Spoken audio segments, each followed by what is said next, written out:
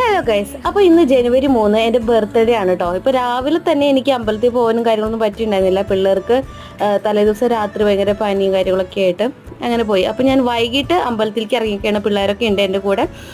ഞങ്ങളുടെ വീടിനടുത്തുള്ള വെളപ്പായ ശിവക്ഷേത്രത്തിലേക്കാണ് പോയിട്ടുള്ളത്.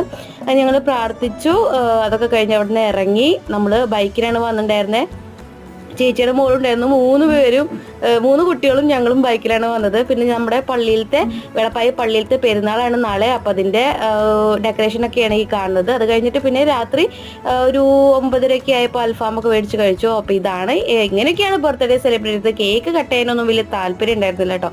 ഹസ്ബൻഡ് വൈകിട്ട് വിളിച്ച് ചോദിച്ചായിരുന്നു, നമുക്ക് രാത്രി എന്താ പരിപാടി, കേക്ക് കട്ട് ചെയ്യല്ലേ, മേടിക്കട്ടെ എന്നൊക്കെ ചോദിച്ചിട്ടുണ്ടായിരുന്നു. ഞാൻ പറഞ്ഞിട്ടാണ് അത് ഒഴിവാക്കിയത്.